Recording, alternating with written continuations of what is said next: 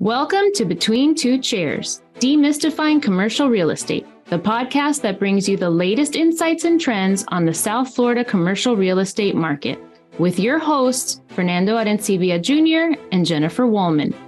In each episode, we dive into the world of commercial real estate and break down complex concepts to make them accessible for everyone. Whether you're a real estate professional, a curious investor, or just interested in the South Florida market in general, Between Two Chairs is the podcast for you. So pull up a chair and join us.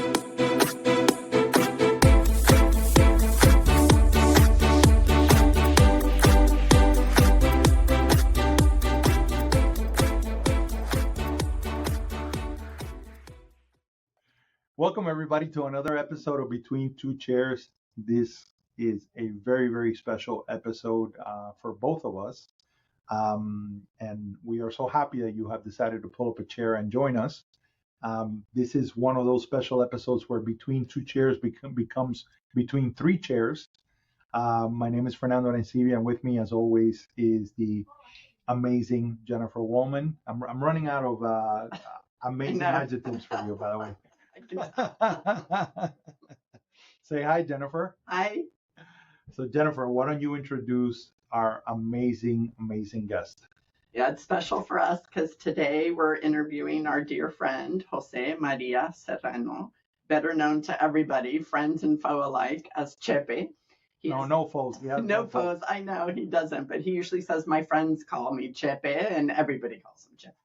He is the founder and owner of New Miami Realty, former chairman of the board of Miami Realtors, as well as former president of the Miami Commercial. He is a CCIM, which is, again, for our listeners, Certified Commercial Investment Member, and he was the president of the Florida chapter in 2021, right, Chepe, in 2021? Yes. And he served as a variety of roles in the local CCIM chapter as well.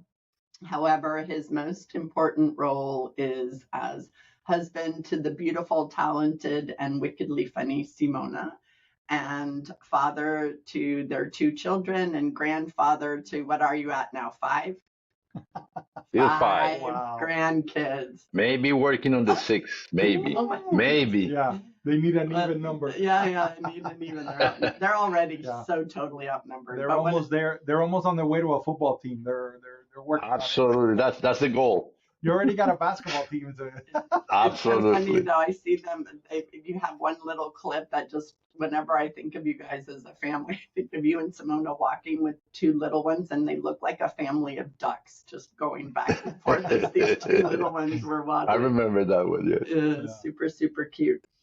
So today we're going to talk a little bit about your leadership role and lessons that you've learned. And then we'd like to get into a little bit of a dive on some of the craziest deals you've done or most interesting deals that you've done, and then some of your own investment experience. Great.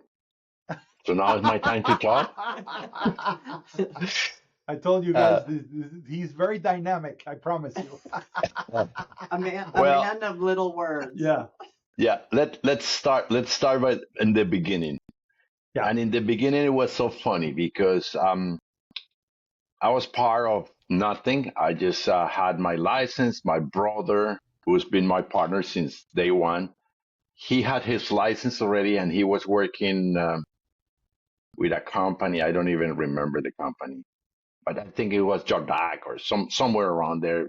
I don't know if they are still around. I know he builds. Anyways, he was working, and he had a big business in the tire business, and so he was a import-export in the tire business, but he was doubling in real estate. And one day he had a plan to go to Russia with one of the distributors. I think it was a General Tire that had a group to go there. So, but he had a big deal. The deal was, by the way, was Cedeno, the last name I just remember. And it so happened that we just closed a deal with another Cedeno. Anyway, it was in Calle 8 and 13, 12 or 13. I think it's 1299. And it was just a parcel. It was a before it was a gas station. He had a flower business there. small thing. So he was in the middle of it, and I just had my license. He said, "Well, I'm going to Europe. Will you take on this?" And I said, "I don't know anything about this, but hey, here I am."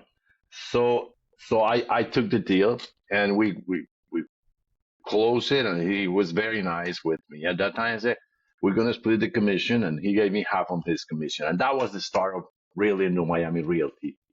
And from there, he said, let's do everything together. And we do 50-50. And we went to South Miami and one of the restaurants in a Latin, we put down all the details of the contract, let's say. So all the details. And we opened a company. I was already studying for my broker's license. 2 years in the business. So, I mean, 2 years with the license, not in the business. So we started New Miami Realty, and from there we started. And then the leadership, remember that we're going towards the leadership. So so we started assembling for a customer of us a lot of land around Calle Ocho and Little Havana. We assembled 110,000 square feet, which today is in town. We sold it to our clients. The clients lost it to another thing, and anyways, finally it was built. And right in front, we bought a building that has a beautiful story, and later on, I'll talk to you about this. So what I was doing all this, I was trying to call the big guys, CBR, Marcos and Billy Chavez, and really, it was like talking to nobody. It was like my phone was not working. I said, please, I'm sampling this. I want this piece of land. I want nothing, not even a word. And somebody talked to me about CCIM. I said, well, this is the way to go. CCIM, stock money, CCIM. So I said, I need to do this. Didn't know how tough it was because you have to study a lot. You have to have your portfolio. So I started thinking, okay, this is the way I'm going to go. And then somebody talked to me about the Miami Association of Realtors. Actually, at the beginning, I was with the Coral Gables one when we had the two of them.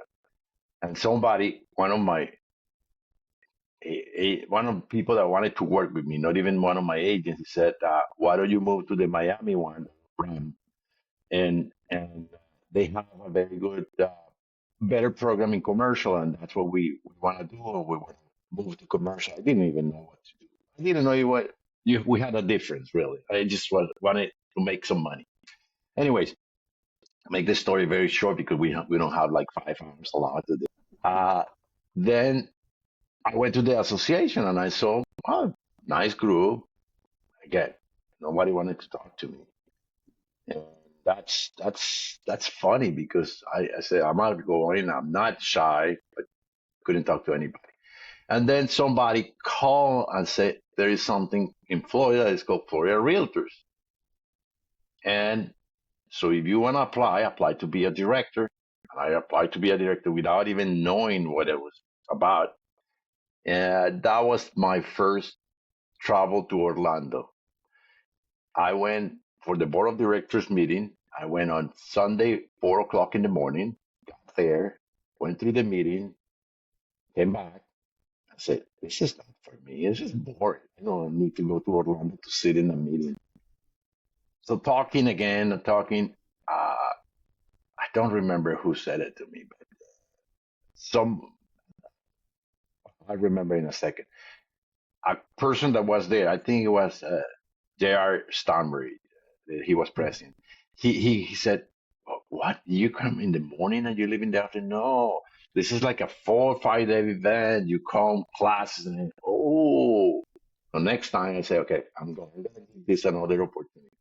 I went there, I was walking through the hallways and see a lot of people friendly and drinking and having fun. And I was like, oh, I wish I was there.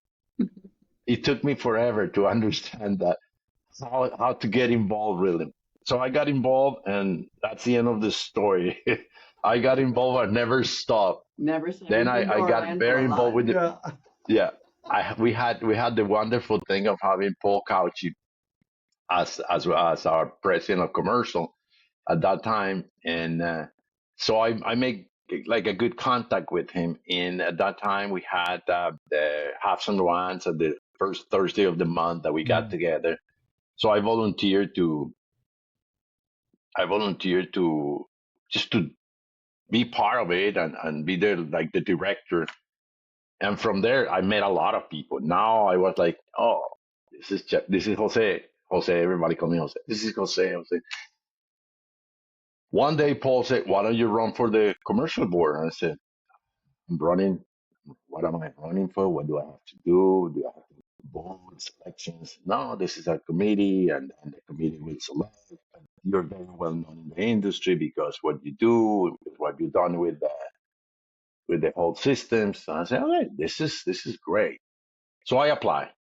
My application really was bad because I said, I want to apply for the board of directors, and I want to apply because I think it's a good idea.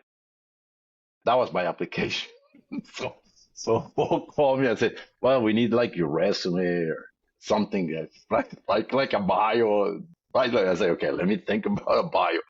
So no chat GPT. So I have to go. I have to go and write my bio and said that. Anyways, I was elected, and I was so happy to be like, oh my God, I'm part of this. And um, I started going to everything. I really never stopped going to everything, participating and being not my shy self. I was talking a lot. Now you, John, go ahead. Sorry to interrupt, but basically this is the lesson that I'm learning from this story. I went in not knowing what I'm doing. Nobody wanted to talk to me. Then everybody wanted to talk to me. And then I went into something else, didn't know what I was doing. Nobody wanted to talk to me. And then everybody wanted to talk to me. And on and so forth. So is that the life lesson here? That's the life lesson. But I tell you more. My wife kept saying, but why you keep going? You're always on the board of you're never like president or president. I see this president-elect that they get. I said, I don't know how to do this. I never played the politics in anything, or I don't know how to do this. And one day I got a call saying, would you be interested to be a president? I said, why? Why would I be? I mean, what are my qualifications to be a president? Or no, because you talk, and I said, oh, talking is something that I've done, and you participate. Anyways, so I was president of the commercial side, and then very long story. Then I moved. They moved me to chairman, and then I was president of the CCI in Florida chapter. And because I learned how to do this, and when I was learning how to be in leadership and how to make put my 2 cents on it, I realized that the best thing that you can do as a leader is to bring people behind you. So I started talking to a lot of people. Most of you know that I talk to a lot of people. Say, do this. No, I don't want to do it. I remember begging one of you, be president, begging. And that person, I'm not going to say who it is. And that person said, not in a million years. What's in it for me? What do I have to do? I don't want to spend the time. I said, but you'll be great because your ideas. Like I said, I'm not going to say who it is. And then the other person. I want to correct you. There's no way that either of us said what's in it for me. that I will correct you. It was not what's in it for me. What's in it on the contrary? What's in it? What can I give? Right. Why do I have? How do you say? Yeah. Why do I have to do it in the sense that is it something that I can bring to the table? Let's put it that way. And you're good correction, because the other day I made a mistake saying something like that. And then I begged the other one to be part, like, for a very long time. Come on, be part of this. No, please be part of this. I don't have time. I'm too busy. And both of them are sitting here today. which is for me is a very funny story. And I have a lot of people that I have like not coach or just Yeah. convinced to be part of this because this is leadership gives you a lot of great connections, and it is all about Yeah. what you can do with the connections. And I said the other day something that we're here to make money and not friends, and that's not the real truth. We're here to make friends, and through friendships we're making money, which is the correct way to say it. Right. Once you say, but you cannot forget that our main intention, our main goal in everything that we do in real estate is to Right. be wake up in the morning with nothing and go to bed with one. So move the needle a little bit. And if that's being an entrepreneur. So if you're not moving the needle that way, you're doing it wrong. Yeah. You put in too much effort to be on leadership and not to be in business. And that could be a big mistake. And believe me, I say this because for a very long time, I was putting more time in leadership than in my business. And I have to thank always my brother who was always there for me saying, don't worry, I'll cover you. But without him, it wouldn't be the tougher one. But now that now that I understand better, I have to allocate my times to be better in both sides. So not leadership, but it has to be like a balance. So Chepe, let's talk about something that I think is very important for people to learn, which is that some people they get stuck in the idea that I have to know how to do something, I have to learn it, I have to be taught in order for me to actually jump in, right? And you have always had an entrepreneurial spirit, and part of that spirit is I might not know exactly how to do it, but I will figure it out. I'm going to come at it from number one, the right intention, which is to do the job well.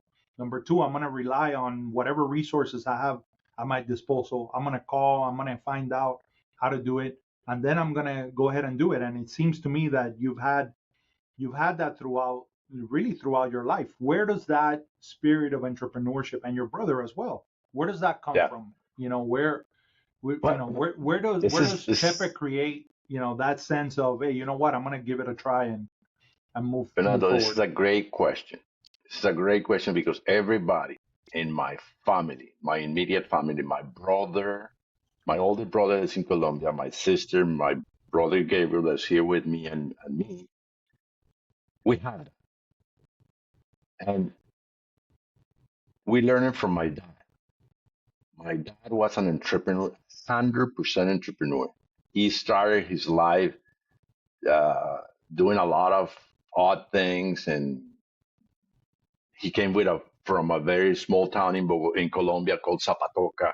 And when he came to Bogota, he had to do a lot of things. He had brothers and family that had some money, but he was never happy with anything. He worked for Goodyear for a very long time. Goodyear, the tire company in Colombia, and he was growing very, very fast in Goodyear. He was a very good salesman. Salesmanship that Gabriel picked it. I didn't pick that salesmanship. Gabriel is the salesman in my office. I'm more the political guy and do things, but Gabriel is sales. But he had that. And when he was growing very, very fast in Goodyear, they offered him a position as a manager in one of the regions in Colombia, and he didn't speak English. And for that reason, they didn't pick him. So I'm going to say that he got upset in good sense. So I said, you know what? I'm not going to rely on anybody to give me what I need because I'm not going to let people put like Limits. limit on my potential. So if I don't know English, what? I don't know English. I live in Colombia. I don't want English. So from there, one day he decided to open his own office, and he did, and he was an entrepreneur all his life. So he really, in my life, really, he never. When I was very little, he worked for Goodyear, but he never worked for anybody. He always worked for himself. So he had the luxury of working for himself, which is when you work for yourself by yourself, you know the beauty of it. No vacation, no money, working 24/7. That's the No health beauty of being, insurance, no job every yeah, day when you no wake health up. insurance, no job, nothing. It's just wake up in the morning, make something, go at night and say, I did it or I made it. Same thing that the next day. But the work ethics, that's what it gets you. That's what you're, the good thing. You cannot let life beat you. And that's what he always taught us. And we always think that that's the seed that was planted on us. That's Mm. the real seed. And that's why we are like, we'll learn, we'll do it. Sometimes you're tired and you think, I'm not going to be able to make it this month, but something in your blood tells you, no, you got to go, you got to work out, you got to work, you got to work. I remember in 90, when we had 2008, 2007, we had a year, eight, I think it was. We had a year with my brother. We had an office, we had employees, we had everything. And a year without making a coin. We didn't close one deal. So we have to go in our savings. It was a very tough time. But I tell you, we were at the office every morning. I remember that they told no Uber at that time. Otherwise, I would have been Uber for sure. But they always said, "Oh, find a job. We have a job. We have a job." So it is that. That's it. Yeah, that was the seed. My dad, I give it to him, and probably that's that's that's what the legacy that he left. You have you're such a people person in the sense that not only are you outgoing and your personality makes people feel comfortable with you, but you have an ability to, like we always talk about connecting the dots in real estate or the news or whatever, but you have a way to see a person's potential, right? You see people and you're like, oh, they would be good here or they would be good. And that's, I think, a special talent, because a lot of times you just tend to give somebody a job or a position that you like personally or that has a good resume or whatever. But just because they have those two things doesn't mean they're the right person. And you have an innate ability of doing that. I think of Yes. all of the people that you've brought on the various boards over Yeah. the years. Yeah, thank you, because this is a very, very, very important lesson that I learned in my life is that you you you see people. You don't see women or sex or minority or whatever it is. You see people, and when you see people, you don't have a problem.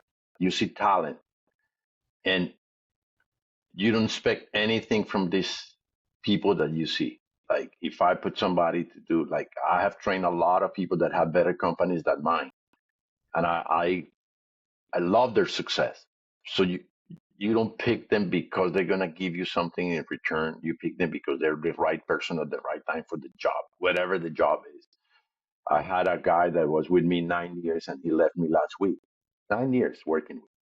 He left me last. And when he was leaving, I said, I wish you the best because you learn what you had to learn. Now you gotta grow. You gotta grow a little bit more.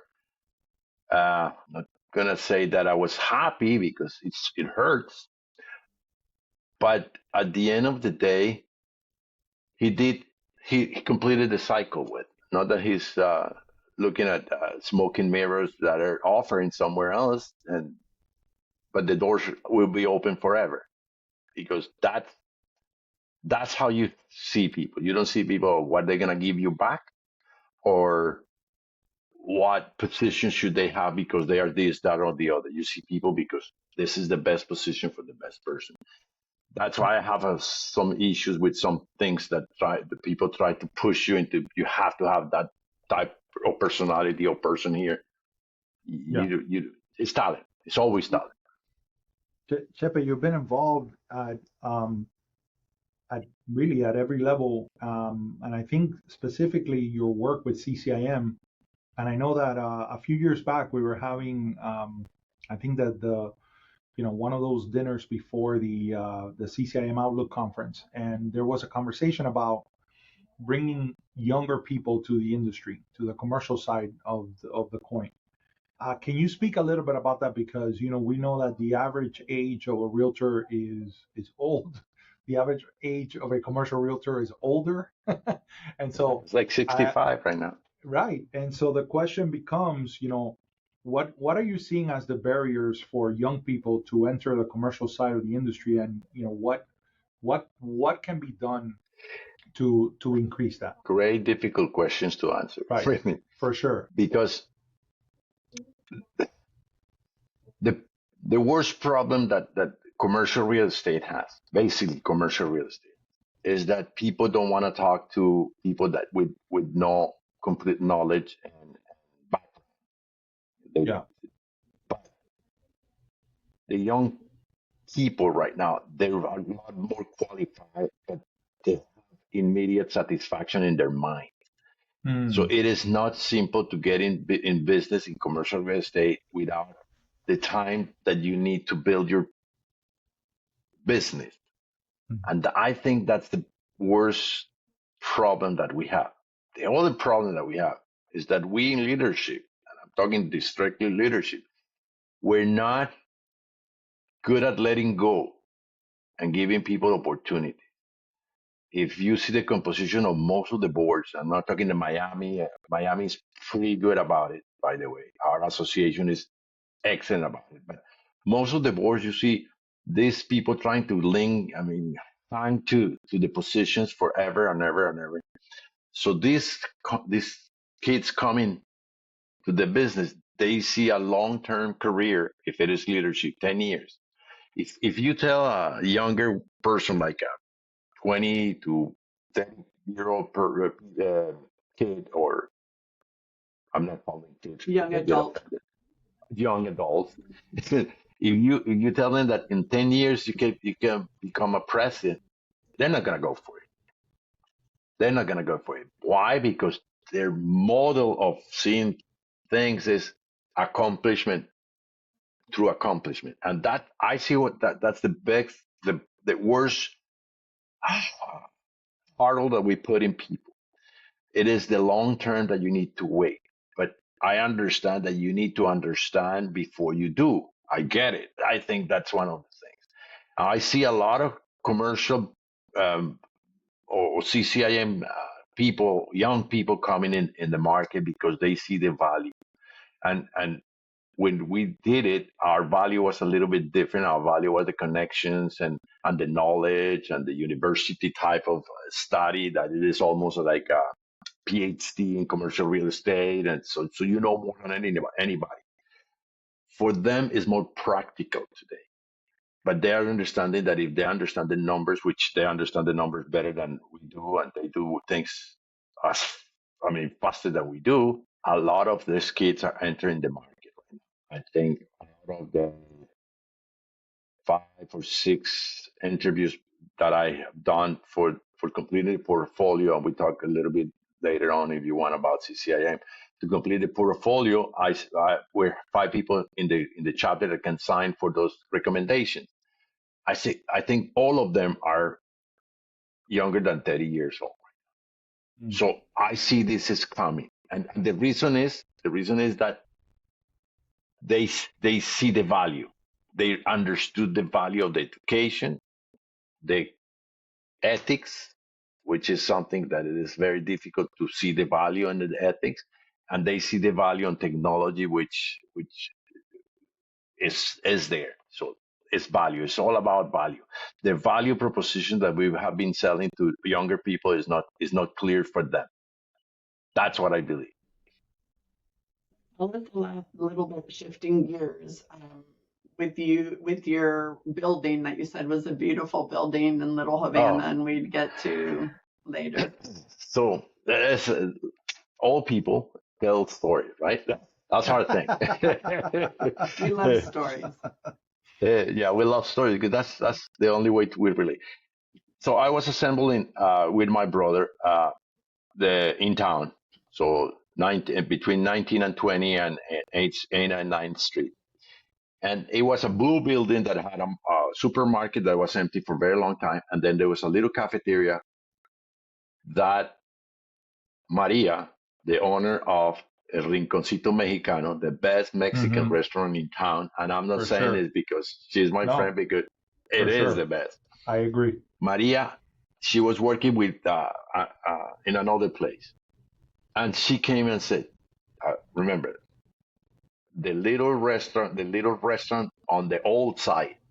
She said, "Could you rent that for me?" I said, "Yeah, I'll rent it. These are the conditions. This we are assembling this. We're gonna build something on it. So your term here is gonna be month to month." I said, "But I cannot build a restaurant month to month." I said, "Well, at least 12 months to get approvals, but this is a must permit, so it is going to take longer. So at least you're gonna be here 3 years, but I cannot give you a contract for 3 years." So hey, so I'm gonna be here 3 years, month to month. So I gave everything. The cafeteria was not in good shape. She came, cleaned, did it, and she was working there. Then I got offered that building 19 and 8. I don't remember, 1920, 1928. So it was a building right in front. It was a very nice building with a restaurant and a pharmacy. The restaurant was like a fish restaurant, so it smelled like fish. And it was, I'm not saying it was the best clean place ever. And the pharmacy had been there forever, and two apartments on top. So when we got offered that, it was a lot of money for us. With my brother, we said, okay, well, we're gonna see how we can buy it. So we bought it. And Maria, when I bought the restaurant, she came to me and said, "I want to move there. I want to move there." I said, "But I have a contract with the restaurant that they have like 2 or 3 years. I'm gonna move there." I hated the person on the restaurant. I couldn't stand that person. He was like one of these people that you cannot deal with personally. So Gabriel had to deal with it. I couldn't talk to the guy, and the guy couldn't talk to me. It was most probably he didn't like me, and I didn't like him, but he was worse anyway. So I went to him one day after negotiation. The place smells like fish. I said, "I want you out of here." I said, "But I have a contract. I want you out of here. How much do I have to pay?" "I want you out of here. I don't want to deal with you. That's it. I'm done." I knew that restaurant was not going pretty well. So, and in the meantime, I was also negotiating with the pharmacy just to get them out, because the idea was to build our headquarters there. That was the whole idea, to put a new office building with a nice retail on the bottom. That was the goal. Finally, the lady of the pharmacy came to me crying and said that I'm worse than Fidel Castro, that Fidel Castro took everything from them when they were in Cuba, and I was worse than him. I said, "I'm worse, but this is my building, so you need to get out." So she got out of it. She was very upset at me. So this is not happy time for me, because, I don't like to fight with anybody, but she was very upset. She left. So I moved my office, and I put my office next to the fish restaurant, which is not a happy moment. And I put my office, I did everything. It was New Miami Realty at that time. We were doing good. And then the restaurant guy came to me and said, "I need to renegotiate with you because the contract and everything." "Yeah, renegotiation is great. Give me the restaurant." And Maria knew about it because they gossip. So Maria came to the guy and said, "I buy your restaurant. I buy you the restaurant." And the guy said, "But this guy's not gonna give you a contract or anything. Don't. I buy you the restaurant." I said, "Okay." So Maria called me and said, "Chepe, um, if I buy the restaurant, would you give me a long-term lease?" I said, "Let me think about it." So every day she called. "Did you think about it? Did you think about it?" And one day I said, "You know what? If you do it, I'm gonna do it." So she came. She had everything done already. So she came with a contract, and now she threw everything out: kitchen, refrigerators, floors, and she put everything new. So then I said, "Oh, this is not my idea. I wanted this to be my headquarters. This is a great place for me to be." While she was doing all this, of course, we were eating a lot of Mexican. We passed, and she came to me and said, Chepe, this is my building. I'm going to buy this building. And I said, oh, hey, Maria, thank you. I'm not selling the building. I'm going to buy it. And every time. But this is Maria. You need to, her personality and her persona is so good. She gave us blank checks for the rent. She said, you fill it out. We have a contract. Don't worry about it. I trust you. Wow. She was a great tenant. She was a great tenant. And then we have two people living on top.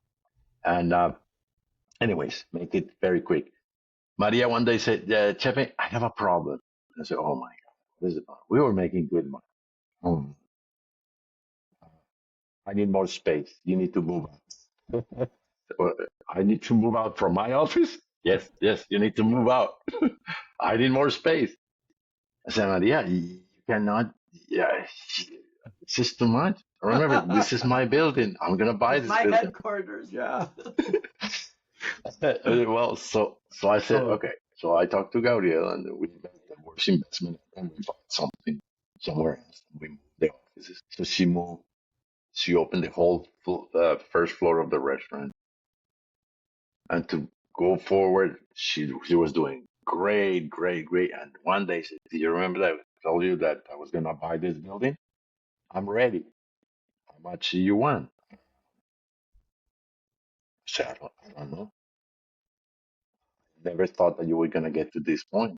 I'm going to say September. And then I said, okay, I'm going to put a number. So we did our best appraisal that we could without spending the money because I'm not going to spend money in something that I'm not going to do. And then I put a a fair price.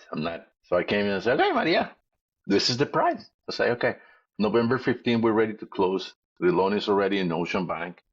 And thank you. I went to my brother and said,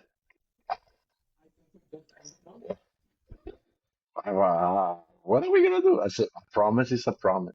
I told you I was going to sell it at the price and I sold it.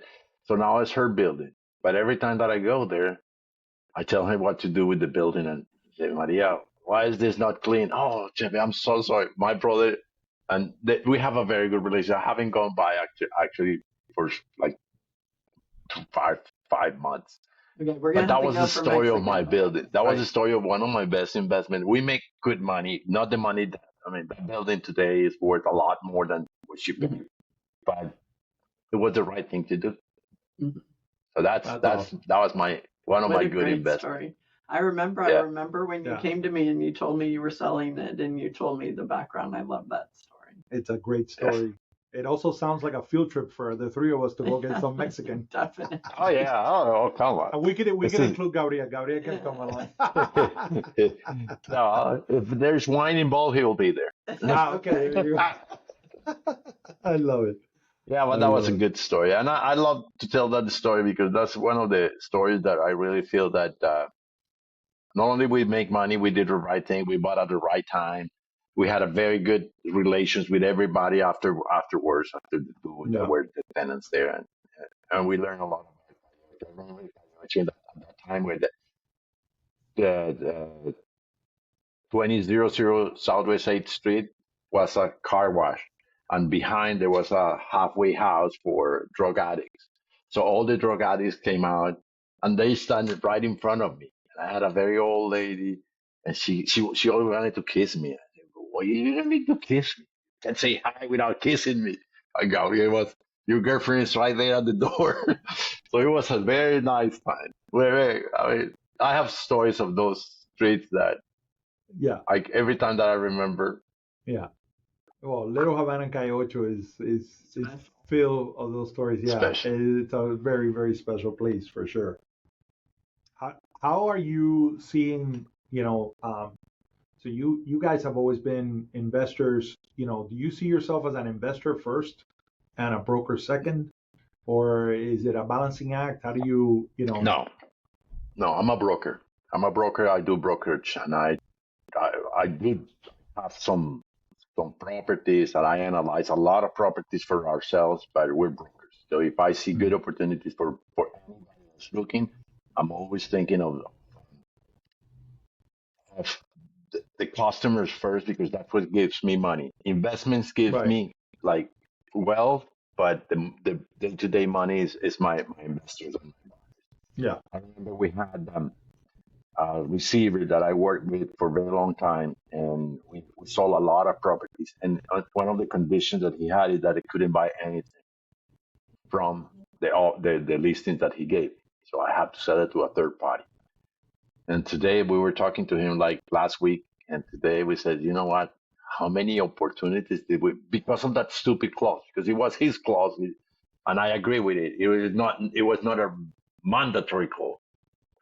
And how much money we could have made. But we made money. We sold a lot of properties, but if we would have bought some of those, it'll be a different. But yes, I'm a broker first. That's what I do, brokerage. And my brother is also a brokerage. Mm.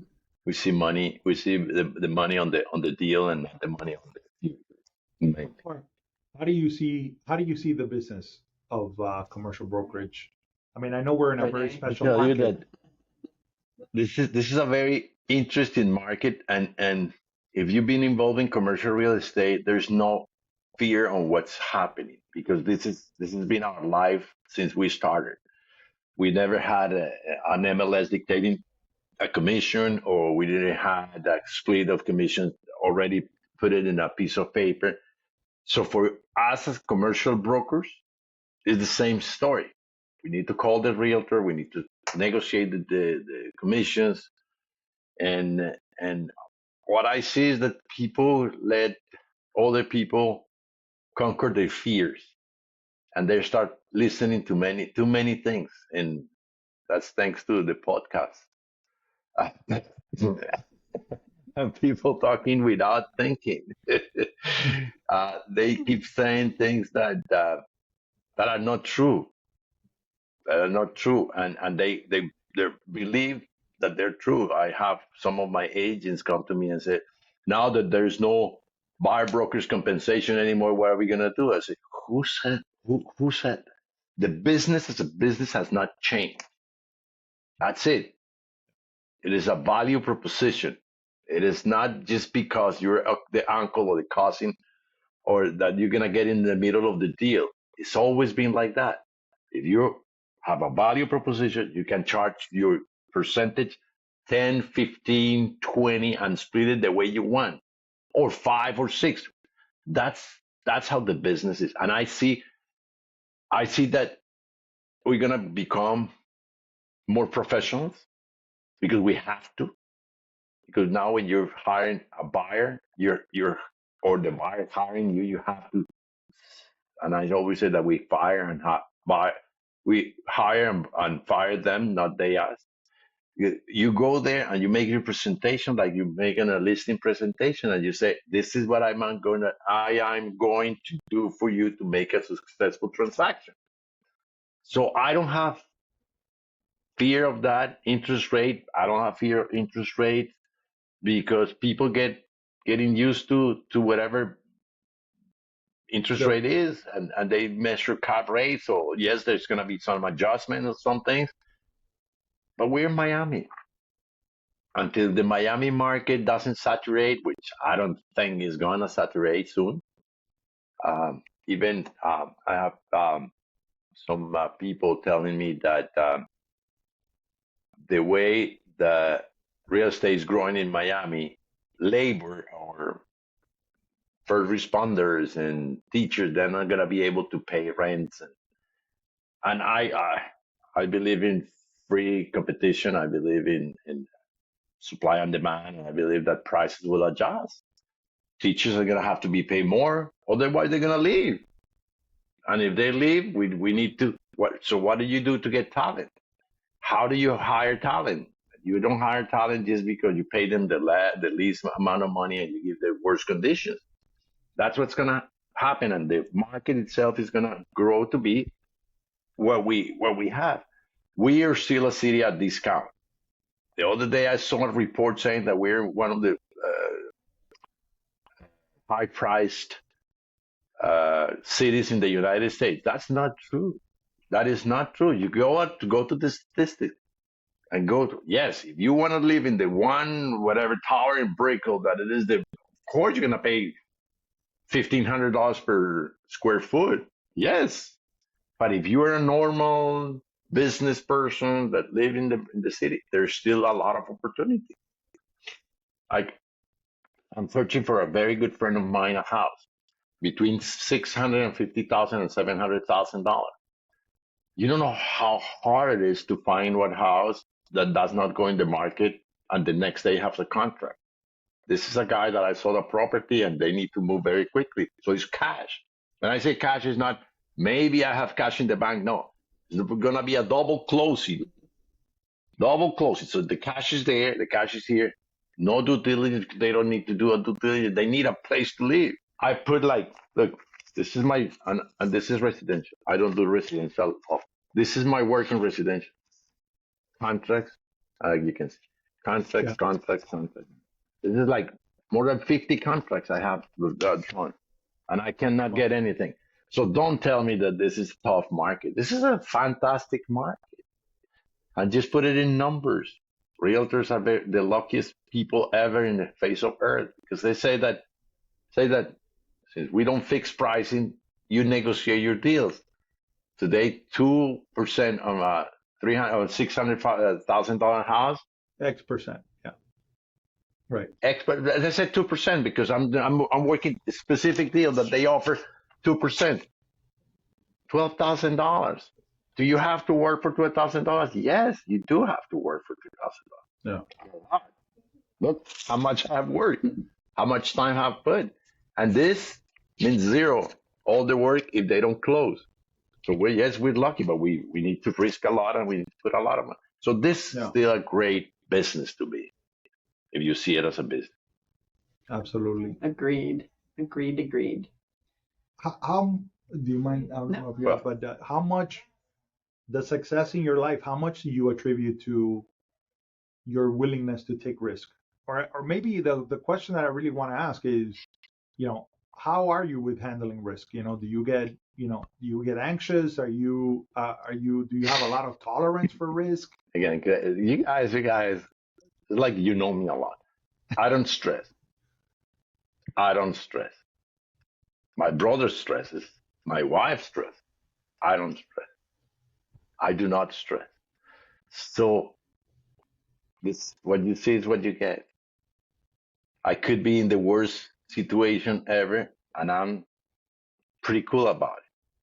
Because first, in 4 months, I believe in God, and God is not going to leave me hanging. I know that. Second, if the problem is so big that I cannot solve it, why would I worry about it? And if the problem is so small that I can solve it, why do I worry about it? So my stress, like I go to bed and sleep like a baby. I'm not saying that I'm an idiot. Of course I worry, but I don't stress. I worry and I do things to fix things. So I don't stress. I fight a lot. I like to fight. I like to put my position, and I don't give up my position for anything. Even if I'm wrong, I keep fighting for it. But I don't stress. So when you see me fighting, I'm not fighting. I'm just having fun. And that's, I think, that's why I laugh all the time. His wrong position. Yeah. I stay in my wrong position, but I'm okay. Yeah. That's why I almost always have a smile on my face, because it's true. I worry very little. Very little. Even though in bad times when I had no money, I said, like, something's gotta give. I'm gonna make something happen. I'm gonna make something. Yeah. I haven't lost a lot, so I haven't lost my house or anything. Like, You're I'm not that risk crazy. Yeah, exactly.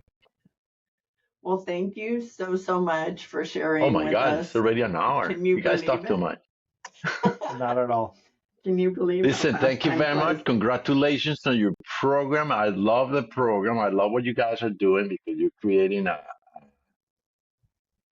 good information channel with your podcast. I listen to a lot of podcasts that I think they should be banned, not yours. because you cannot be sitting in front of people lying and saying things that are not true or that you don't believe in them. You guys are doing a good job and putting real estate on a very clear position of who we are and what we do. So that's why I like your program. Well, thank you. At the end of every episode, we always do a fun fact. And so this time we talk a lot about small businesses, and we often talk about food, which usually entails pizza. So today is a little bit of a fun fact and a little bit of a shout out. And I'm thinking of this because Michelle Gonzalez graciously brought Mr. O1 Pizza to Pinecrest. So I want to give her a shout out, and then a shout out to Chef Renato Viola, who is the founder and creator of Mr. O1, which, he came and relocated to Miami Beach, and now he has this beautiful franchise. And in addition to being a franchise, they own several locations, and they have 9 in Miami, well, in Southeast Florida, I should say, because I always say Miami, but I mean Miami, Broward, and the beaches, since most people think of that as Miami's statistical area. Well, my statistics, in honor of our esteemed guest Chepe being from Bogota, Colombia, is that since 2021, Colombians buying real estate in South Florida have accounted for over 12.3% of all international purchases, and that continues to be the case. I don't think that there is the association always monitors who's searching for real estate in South Florida, and there are some variations month to month, but inevitably the Colombian searching for real estate in South Florida is always right at the top of the list. And I'm sure they're all looking for Chepe, or if not, they should, because he's gonna take good care of them. I do want to say I would be remiss if I don't say this, that in all of the bio introduction that Jennifer mentioned, there's a couple of other titles that I think mean the world to us, which is Chepe, you are a mentor and more importantly a friend, and you have always been that person for us, and we are just so thrilled that you took the time to join us today, and we love you tremendously. Thank you. Let me say something before we leave, because Sure. It's very important and very dear to my heart right now. And this is it. I just opened a new company. And Yes. if I don't say that, my daughter is going to kill me. She's managed the company. I love it. And the reason I opened it, He was showing we us don't a have a lot of picture time, of Moto Mortgage people. Right. He opened Yeah. Moto Mortgage. Mhm. Yeah, because one of the things that I think is going to drive real estate now is the mortgage. If you have a mortgage, you have a viable client, you have a viable buyer, and that's why we started the mortgage company this year. Nice. So And your daughter is running it with you? Yes, my daughter is running That's it with awesome. me. Gabriela and I are the investors, and she's running it, and we're doing great. But Awesome. I have to promote it. Yeah, of course. And we'll do a tag and a link Yeah. to it in our Absolutely. show notes as Absolutely. Thank you. And I It's also love that it's a Moto Mortgage family NMR. affair. NMR. well. All Okay. right. We'll NMR, like New Miami Realty. Everything is Yeah. New Miami Realty. Okay. I Listen, love it. guys, thank you very Sounds good. much. It was a pleasure. We look forward And- to lunch. Yeah. Back to exactly. work. We look forward to that Mexican lunch. Dale. With Sophie Maria. Bye. Have a great Bye. day. Bye. everybody. Thank you very much. Thank you, guys. much for joining Thanks. us. All Bye. right.